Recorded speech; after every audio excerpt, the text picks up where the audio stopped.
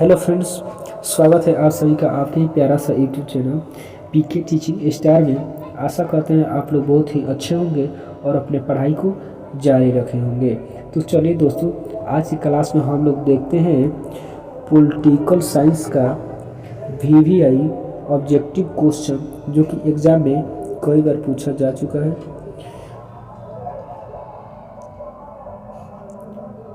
तो चलिए दोस्तों, स्टार्ट करते हैं हम लोग क्वेश्चन नंबर 1 से। क्वेश्चन नंबर 1 क्या कह रहा है? क्वेश्चन नंबर 1 है, राजनीतिक शास्त्र की प्रकृति है। राजनीतिक शास्त्र की प्रकृति है आधुनिक, परंपरागत। आधुनिक और परंपरागत इनमें से कोई नहीं, तो इसका राइट आंसर हो जाएगा आधुनिक एवं परंपरागत दोनों। इसका सही आंसर ऑप्शन सी।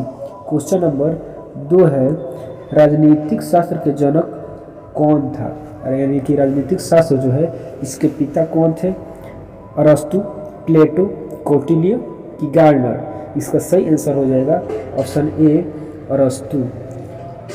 अरस्तु को राजनीतिक शास्त्र के जनक कहा जाता है। क्वेश्चन नंबर 3 है, पॉलिटिक्स किसकी रचना है? पॉलिटिक्स किसकी रचना है? मैकियावेली, सीने, अरस्तु, प्लेटो? पॉलिटिक्स मैकियावेलो की रचना है। मैकियावेलो। पॉलिटिक्स किसकी रचना है? तो मैकियावेली की रचना है। क्वेश्चन नंबर 4 है, राजनीतिक शास्त्र का प्रारंभ और अंत राज्य से होता है। यह किसने कहा था? मतलब कहने का थे कि कौन बोले थे कि राजनीतिक शास्त्र का जो प्रारंभ होता है और अंत होता है वह राज्य से होता है? तो इसका सही आंसर हो जाएगा गार्डनर। यानी गार्डनर बोले थे कि राजनीतिक शास्त्र का प्रारंभ और अंत राज्य से होता है। क्वेश्चन नंबर 5 है। क्वेश्चन नंबर 5, किसने कहा था कि राजनीतिक शास्त्र राज्य के अतीतकालीन, आधुनिक, भावी स्वरूप का, राजनीतिक संगठन तथा राजनीतिक कार्यक्रम का, राजनीतिक संस्थाओं एवं राजनीतिक विचारधाराओं का अध्ययन करता है? गार्डनर, गेटेल, सीले, बेंथम में कौन है? तो इसमें गेंटल जी यह बोले थे कि राजनीतिक शास्त्र राज्य के अतीतकालीन, आधुनिक, भाविक स्वरूप का, राजनीतिक संगठन तथा राजनीतिक कार्यक्रम का, राजनीतिक संस्थाओं एवं राजनीतिक विचारधाराओं का अध्ययन करता है। क्वेश्चन नंबर 6 है। क्वेश्चन नंबर 6 है, इनमें से कोई आधुनिक राजनीतिक शास्त्र है? आपको बताना है कि इसमें कौन आधुनिक राजनीतिक शास्त्री है। Option A, David Easton, B, Kautilya, C, Lasswell, D, Robert L Dahl? तो इसमें कौटिल्य जो है वह आधुनिक राजनीतिक शास्त्री हैं, तो इसका राइट आंसर हो जाएगा ऑप्शन बी। क्वेश्चन नंबर 7 है। क्वेश्चन नंबर 7 है, इनमें से कौन परंपरागत राजनीतिक शास्त्री है? आपको बताना है कि इन चारों में से कौन परंपरागत राजनीतिक शास्त्री है? David Easton, Kautilya, Lasswell, Robert A Dahl? तो इसका राइट आंसर हो जाएगा option B, Kautilya. Question number 8 है, राजनीतिक शास्त्र के अंतर्गत किसका अध्ययन किया जाता है? राज्य का कि सरकार का, कि राज्य और सरकार दोनों का, किन में से कोई नहीं? तो राजनीतिक शास्त्र में राज्य और सरकार दोनों का अध्ययन किया जाता है, इसलिए इसका राइट आंसर हो जाएगा ऑप्शन सी, राज्य और सरकार दोनों का। क्वेश्चन नंबर 9 है, राजनीतिक शास्त्र शक्ति का विज्ञान है। यह कथन किसका है?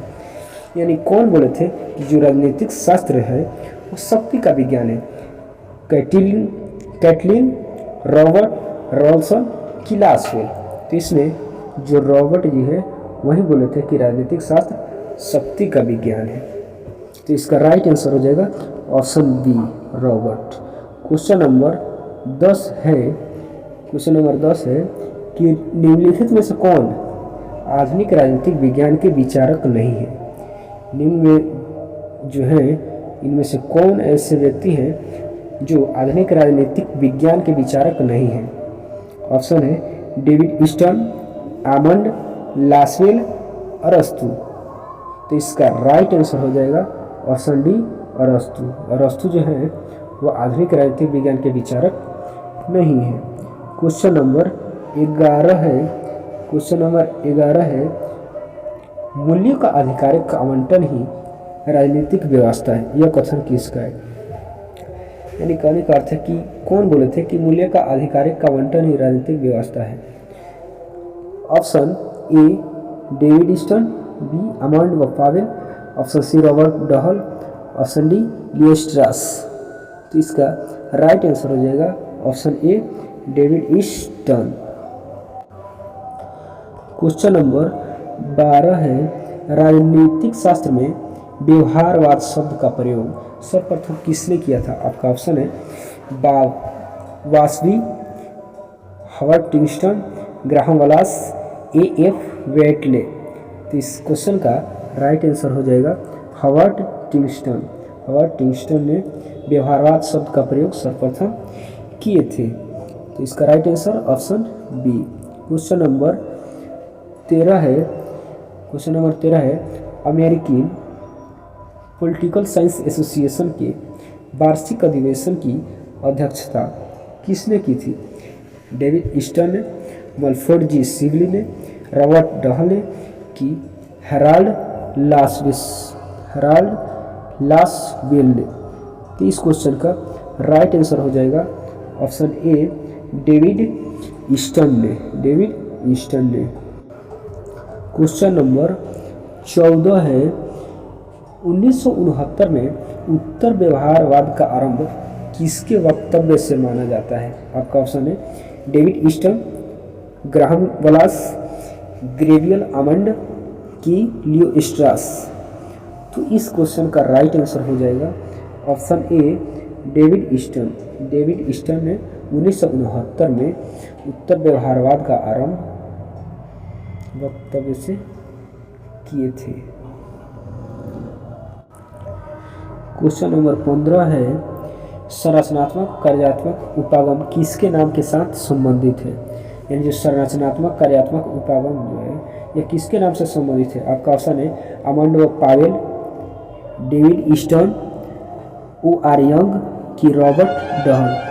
इस क्वेश्चन का राइट आंसर हो जाएगा आपका अमांड व पावेल। इसका राइट आंसर हो जाएगा। क्वेश्चन नंबर 16 है निम्न में से कौन राज्य का तत्व नहीं है? इसमें आपको बताना है कि निम्न में जो है इसमें कौन है जो राज्य का तत्व नहीं है? जनसंख्या है कि भूभाग नहीं है कि सेना नहीं है कि संप्रभुत्ता नहीं है? तो इस क्वेश्चन का राइट आंसर हो जाएगा ऑप्शन सी सेना जो है राज्य का तत्व नहीं है। क्वेश्चन नंबर 17 है राज्य की सर्वश्रेष्ठ परिभाषा किसने दी थी? यानी कौन राज्य की सर्वश्रेष्ठ परिभाषा दी थी? Gettell, Gilchrist, MacIver, Garner. तो इस क्वेश्चन का राइट आंसर हो जाएगा ऑप्शन डी गार्नर ने राज्य का सर्वश्रेष्ठ परिभाषा दी थी। क्वेश्चन नंबर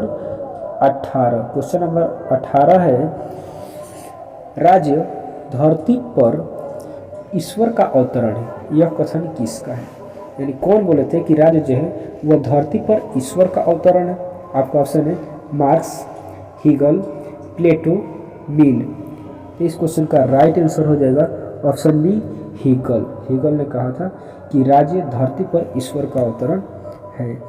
क्वेश्चन नंबर 19 है राज्य के लिए आदर्श संख्या प्लेटो ने बताई। यानी राज्य के आदर्श संख्या प्लेटो ने क्या बताए हैं? ऑप्शन ए है 5021, बी 5040, सी 10,000, डी 7,500।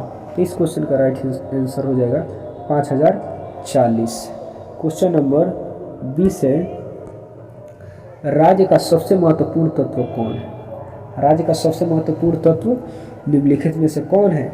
जनसंख्या है कि सरकार है कि सेना है कि संप्रभुत्ता है?